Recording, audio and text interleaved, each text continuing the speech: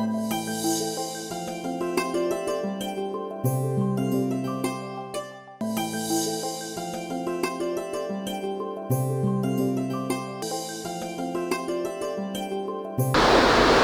సంజీవిని ప్రేక్షకులకు నమస్కారం. ఈ ఎపిసోడ్లో మనం శాంభవి ముద్ర కోసం తెలుసుకుందాం. అసలు పేరు ఎలా వచ్చింది, ఏమిటది, ఎలా చేయాలి, ఈ విషయాలు తెలుసుకుందాం. శంభుడి భార్య శాంభవి. శంభుడు అంటే శివుడు, శంభుడి భార్య శాంభవి. శాంభవి అంటే పార్వతి. ఇది దీనికి అర్థం శాంభవి ముద్ర అన్నదానికి. ఈ ముద్ర పాత గ్రంథాల ప్రకారం అయితే ఘేరుండ సంహిత, దత్త పురాణం, సూత సంహిత, ఈ 3 గ్రంథాలలో ఉంది. దీని విషయం అంత డీటెయిల్గా తెలుపబడింది. ఈ ముద్రని నేర్చుకోవాలంటే గురుముఖత నేర్చుకోవాలి, గురుపదేశంగానే నేర్చుకోవాలని చెప్పబడింది ఈ శాంభవి ముద్ర. ఈ శాంభవి ముద్ర గురువు గారు చెప్తే గురువు వద్ద నేర్చుకుంటేనే వస్తుంది, అంత ఈజీగా రాదు. చాలా కష్టమైన ముద్ర. దీన్ని సొంతంగా సాధన చేయొద్దు, తెలుసుకోవడానికి పనిచేస్తుంది. ఇది చేయడానికి మాత్రం దీని మీద పట్టు సాధించిన గురువులను పట్టుకొని చేస్తేనే దీనికి తెలుస్తుంది. శాంభవి ముద్ర అంటే ఏంటి? హాయిగా పద్మాసనంలో కూర్చోగలగాలి. ముందు ఇది సాధన రావాలి. చేతులు 2 జ్ఞానముద్రలో ఉండాలి. అరచేతులు పైకి ఉంటాయి, నడుము తల తిన్నగా ఉంటుంది, కళ్ళు సున్నితంగా మూసుకుంటాం. ఈ స్థితిలో ముందుగా చేతులు కడుక్కొని వేళ్ళ 2 కలిపి ఉంచి ఈ విధంగా పెడతాం. కళ్ళు సున్నితంగా మూసుకుంటాం. తర్వాత నిదానంగా కళ్ళు తెరవాలి. కనుగుడ్లు 2 లోపల కనుపాపలు ఉంటాయి నల్లవి, అవి 2 ఒక దగ్గర తెచ్చి ఈ 2 కనుబొమ్మల మధ్యలో పైకి శూన్యంలో చూడడానికి ప్రాక్టీస్ చేయాలి. దీన్నే శాంభవి ముద్ర అంటారు. కొద్ది సమయం చూడడం అలా అవుతుంది. ఏ విధంగా నొప్పి వచ్చినా, చేయలేకపోయినా, ఏ మాత్రం డిస్టర్బెన్స్ ఉన్నా చేయకూడదు, వెంటనే వచ్చేయాలి. కళ్ళు రెప్పలు కొట్టాలనుకుంటే కళ్ళు మూసి తీసుకొని తెరిచి హాయిగా ఉండాలి. బలవంతంగా చేసి ఎక్కువ సమయం ఉండడానికి ప్రయత్నం చేయకూడదు. చాలా చాలా సున్నితమైన ముద్ర ఇది. కళ్ళు చాలా ముఖ్యం. అందుకు ఈ ముద్రకి ఎలా చేయాలి? 2 కళ్ళు ముందు తెరిచి ఉంచుతాయి. ఈ కనుగుడ్లు 2 ఇలా దగ్గరికి వస్తాయి, పైకి చూస్తాం. ఈ విధంగా ఉంటుంది. దాని బొమ్మ కూడా చూపిస్తాం, చూడండి. దాన్ని ఏ విధంగా చేయాలని తెలుసుకోవచ్చు. ఈ శాంభవి ముద్రలో 2 కన్ను బొమ్మలు, 2 కనుపాపలు అంటే లోపల నల్లగా ఉంటాయి, పైకి తీసుకొచ్చి ఒక దగ్గర చేసినప్పుడు వి ఆకారంలో కనబడాలి. ఒకటే ప్లేస్లో ఉన్నట్టుగా మనసును అక్కడే ఉంచడానికి ప్రాక్టీస్ చేయాలి. వేరే ఆలోచనలు రాకుండా ఉండాలి. ఈ సాధన చాలా సమయం పడుతుంది. దీని తర్వాత ఎక్కడైనా నొప్పి ఉన్నా, బాధగా ఉన్నా, కళ్ళు లాగుతున్నట్టున్నా వెంటనే కళ్ళు మూసుకొని రిలాక్స్ అయిపోవాలి. మళ్ళీ చేయకూడదు. చాలాసేపు తర్వాత మళ్ళీ 2వ చేయొచ్చు. ఈ విధంగా మొదట్లో 3 సార్లే చేయాలి, అతిగా చేయకూడదు. 3 సార్లే చేయాలి మొదట్లో. ఈ సాధనలో నొప్పి లేకుండా 2 కళ్ళు ఈ విధంగా దగ్గర చేస్తూ పైకి చూడడం ప్రాక్టీస్ చేస్తే ఇది శాంభవి ముద్ర అవుతుంది. వారం తర్వాత ఇంకొకసారి పెంచుకోవచ్చు. అంటే 3 సార్లు మొదట్లో చేస్తాం, అంటే 3 ఆవృతాలు అంటారు. వారం తర్వాత, వారం 10 రోజులు తర్వాత ఇంకొక ఆవృతం పెంచుకోవచ్చు, అంటే 4 సార్లే చేయాలి. ఈ విధంగా చేస్తూ కొన్ని నెలల తర్వాత మ్యాక్సిమం ఎక్కువ 10 ఆవృతాల కన్నా దాటి చేయకూడదు ఈ ముద్రని. ఇది శాంభవి ముద్ర. ఏ విధంగా చేయాలన్నది విధి విధానం. ఇది తెలియకుండా, గురుముఖత కాకుండా మన సొంతంగా ప్రాక్టీస్ చేయొద్దు. చాలా కష్టమైన ముద్ర. కళ్ళల్లో నరాల మీద ప్రెషర్ పడుతుంది. తర్వాత కళ్ళు నొప్పులు వస్తాయి. లాంగ్ రన్లో అంటే చాలా రోజుల తర్వాత, కొన్ని నెలలు, ఏళ్ళ తర్వాత కంటికి సమస్యలు వస్తాయి. కనుక ఈ ముద్ర మీరు సాధన చేయకండి. గురుముఖతానే నేర్చుకోవాలి. 1-2 సార్లు ఈ విషయం అందుకే చెప్పబడుతోంది. ఆ గురుపదేశం తీసుకున్న తర్వాత చేయగలిగితేనే దీంట్లో ఉన్న గొప్పతనం, ఆ శక్తి మనకి ఎలా వస్తుంది, దానికి ఏం చేయాలి, ముందు ఆ కళ్ళకి ఎటువంటి ఎక్సర్సైజులు ఉంటాయి, ఏ విధంగా ఉంటాయి, అవన్నీ తెలుసుకోవాలి. కళ్ళకి ఎక్సర్సైజ్ అనగానే కనుగుడ్లు కుడి ఎడమ తిప్పడం, పైకి కిందికి కాదు. దానికి కొన్ని పద్ధతులు ఉంటాయి. ఆ పద్ధతుల ప్రకారం చేస్తేనే శాంభవి ముద్ర చేయగలుగుతాము. దీని లాభాలు కూడా తెలుసుకుందాం. ఈ ముద్రకి, అంటే ఈ శాంభవి ముద్రకి శ్వాస విధానం ఏ విధంగా చేయాలి సాధన చేస్తున్నప్పుడు చూడండి. 2 కనుగుడ్లనే ఒక దగ్గర తెస్తున్నప్పుడు శ్వాస తీసుకుంటాం. నెమ్మదిగా 2 కనుగుడ్లు పైకి తీసుకున్నప్పుడు శ్వాసను ఆపాలి. కొద్ది సమయం ఉంటాం, అతి కొద్ది సమయం. ఏమాత్రం కొద్దిగా నొప్పి ఉన్నా శ్వాస వదిలేస్తూ నెమ్మదిగా కనుగుడ్లని ఫ్రీ చేస్తూ కళ్ళు మూసుకొని రిలాక్స్గా ఉండి శ్వాస సామాన్యంగా ఉండాలి. ఈ ముద్రకి శ్వాస విధానం చాలా అవసరం. చాలా జాగ్రత్తగా చేయవలసి వస్తుంది. దీంట్లో ఇక్కడ దగ్గరగా ఈ ముద్రను సాధన చేసేవాళ్ళు చాలా తక్కువ, లేరు.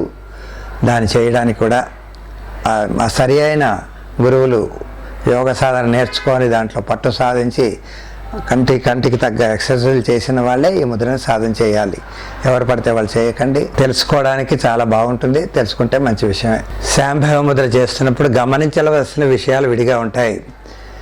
కళ్ళలో ఒత్తిడి, మంట, లేకపోతే లాగుతున్నట్టు కనిపించడం ఇటువంటివి జరుగుతాయి. వాటిని గమనిస్తూ 2 కనుబొమ్మల మధ్యలో కరెక్ట్గా ఆజ్ఞాచక్రం మీద మనసు ఉంచాలి. యోగ పరిభాషలో దీన్ని ఆజ్ఞాచక్రం అంటారు. సైంటిఫికల్లీ దీని ఇక్కడ ఉండే ప్లేస్, దాని లోపల ఉండేది పిట్యూటరీ గ్లాండ్ అంటారు. దీన్ని చాలా మ్యాగ్నెట్ సిస్టమ్ ఉంటుంది దానికి, చాలా అంటే ఆయస్కాంతం లాగా. అందుకే చూడండి, వేలు ఇలా తీసుకొని కనుబొమ్మలకి కొద్దిగా దూరం వస్తే తలనొప్పి వస్తుంది. ఈ విధంగా పెడితే చాలా తలనొప్పి వస్తుంది. అంటే అంత డిస్టర్బెన్స్ కాకుండా ఇంత దూరం దాకా మ్యాగ్నెట్ పవర్ ఉంటుంది. అందుకే ఆజ్ఞాచక్రం అన్నారు దాన్ని. చాలా నాలెడ్జ్ ఉంటుంది దానికి. సాధన చేసే వాళ్ళకి జరగబోయే విషయాలు కూడా తెలుస్తాయి. ఎవరైనా మన దగ్గరికి వచ్చారంటే వాళ్ళు అంతకుముందు ఏం గొడవ జరిగింది, ఎవరు ఏ విషయం మీద వస్తున్నాడు మన దగ్గరికి అన్నది మనం చూసుకొని ముందే తెలుసుకుపోతుంది. వాళ్ళ ఈ విషయం మన దగ్గరికి అడగడానికి వచ్చారని. దాన్ని మనం ఏమంటాం, 6th సెన్స్ అంటాం. జరగబోయే విషయాలను కూడా తెలుసుకునే శక్తి ఈ శాంభవి ముద్రలో ఉంది. ఇంకొక దేంట్లో ఉంది, జ్ఞానముద్ర కరెక్ట్గా చేసి ధ్యానంలో కళ్ళు మూసుకొని ఉంటే కూడా ఆజ్ఞాచక్రం యాక్టివేట్ అయ్యి ఆ 6th సెన్స్ అన్నది వస్తుంది. ఇది దాని మీద మన మనసు పెట్టి తెలుసుకోవాల్సిన విషయం. శాంభవి ముద్రలో ఉన్నప్పుడు లోపల జరిగే విషయాలు ఇవి. ఈ శాంభవి ముద్రకి వేరే పేర్లు ఉన్నాయి, మూడు పేర్లు ఉంటాయి. వైష్ణవ ముద్ర అంటారు, శాంభవి మహాముద్ర అంటారు, భ్రూ మధ్య ముద్ర అంటారు. భ్రూ అంటే ఈ 2 కళ్ళ బొమ్మలో ఉండే ప్లేస్ని భ్రూ అంటారు. భ్రూ మహాముద్ర, లేకపోతే శాంభవి మహాముద్ర, లేకపోతే వైష్ణవ ముద్ర కూడా అంటారు. ఈ 3 పేర్లే దీనికి ఉన్నాయి. ఒకటే ముద్రకి ఈ 3 పేర్లు ఉన్నాయి. ఈ ముద్రకి సూచన ఏంటంటే కళ్ళు చాలా సున్నితమైనవి కాబట్టి పూర్ణ స్థితిలో చాలా సమయం ఉండకూడదు. అంటే శాంభవి ముద్రలో మనం ఎక్కువసేపు ఉండకూడదు. మరొక విషయం ఏంటంటే కంటి లోపల చాలా సున్నితమైన నాడులు ఉంటాయి. అవి ఒక్కొక్కప్పుడు చాలా బలహీనంగా ఉంటాయి. అటువంటప్పుడు కంటి పాప విడిపోయే ప్రమాదం కూడా ఉంటుంది. కనుక ఈ ముద్రని ఏ మాత్రం ఒత్తిడి ఉన్నా, ఏ మాత్రం డిఫరెన్స్ ఉన్నా మనం ఆ ముద్ర సాధన చేయకూడదు. ఒత్తిడి పెరిగినప్పుడు మన కళ్ళ మీద ఒత్తిడి ఉన్నా కానీ, శరీరంలో ఒత్తిడి ఉన్నా ఆపేయాలి. ఆ రోజుకి ఆపేసి నెక్స్ట్ డేనే చేయాలి. ఆ రోజు వెంటనే చేయకూడదు. ఇది దీంట్లో ఉన్నది. నిషేధం ఎవరెవరు చేయకూడదో కూడా వినండి. మధుమేహం అంటే డయాబెటీస్ ఉన్నవాళ్ళు ఈ ముద్ర సాధన చేయకూడదు, అస్సలు చేయకూడదు. కళ్ళ సమస్యలు ఉన్నవాళ్ళు, క్యాటరాక్ట్ ఆపరేషన్ జరిగిన వాళ్ళు కూడా ఈ ముద్రని సాధన చేయకూడదు. కంటి లోపల అద్దాలు పెట్టుకున్న వాళ్ళు కూడా, ఎటువంటి కంటి ఆపరేషన్ జరిగిన వాళ్ళు కూడా ఈ ముద్ర సాధన చేయకూడదు. ముఖ్యంగా గ్లూకోమా వారు అస్సలు దీన్ని జోలికి పోకూడదు. ఇది శాంభవి ముద్రలో ఉన్నది. మరొక విషయం, పురాణాల్లో శంభుని భార్య శాంభవి అని, అంటే లలితాదేవి అనంత రూపాల్లో శాంభవి రూపం ఒకటి. దేవీ సంబంధమైన దీక్షల్లో శాంభవి దీక్ష ఒకటి. ఈ దీక్షను స్వీకరించిన సాధకుడు శాంభవి దేవతను ఉపాసిస్తాడు. దేవీ నవరాత్రి పూజల్లో సప్తమి నాడు 8 సంవత్సరాల వయసు గల బాలికను పూజిస్తారు. ఆనాడు ఆ బాలికను దేవతగా భావించి కుమారీ పూజ చేస్తారు. ఆనాటి దేవతకు శాంభవి అని పేరు. ఆమె ముద్రా స్వరూపిణి. దేవీ సంబంధమైన ఆరాధనా విధానంలో శాంభవి ముద్ర ఒకటి. లలితా సహస్రనామం 122వ శ్లోకం దీంట్లో ఉంది. దీంట్లో తెలుసుకోవాలనుకుంటే చూడొచ్చు. యోగ శాస్త్రాల్లో ముద్రలు ఇక్కడ చెప్పిన ముద్రకు కొంత తేడా ఉంటుంది లలితా సహస్రనామం ప్రకారం. ఇది శాంభవి ముద్ర విషయాలు చూశారు కదా. శాంభవి ముద్ర ఫోటోని ఆ విధంగా ఉంటుంది శాంభవి ముద్ర చేయడానికి. అయితే మన శరీరం తిన్నగా ఉండాలి, నడుము తల తిన్నగా ఉండాలి, కళ్ళు జాగ్రత్తగా హాయిగా మనసు ఒక్క దగ్గర ఉంచడానికి ప్రాక్టీస్ చేయాలి. ఎక్కడ స్టిఫ్గా శరీరం ఉంచకూడదు. హాయిగా చేసాక రిలాక్స్ అయ్యి కళ్ళు మూసుకొని రిలాక్స్ అయిన తర్వాత నెమ్మదిగా కాళ్ళు విడదీసి నెమ్మదిగా లేవాలి. తొందరగా లేవడం, పని అయిపోయిందని తొందరపడడం చేయకూడదు. ఇది శాంభవి ముద్రలో ఉన్న గొప్పతనం.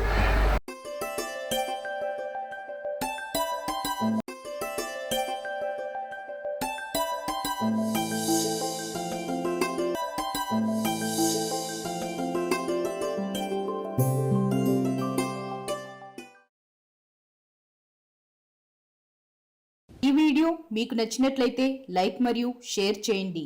మీ అమూల్యమైన అభిప్రాయాన్ని కామెంట్ రూపంలో తెలియచేయండి. ఇలాంటి మరిన్ని వీడియోస్ కోసం మా ఛానల్ను సబ్స్క్రైబ్ చేసి పక్కనే ఉన్న గంట సింబల్ను నొక్కండి.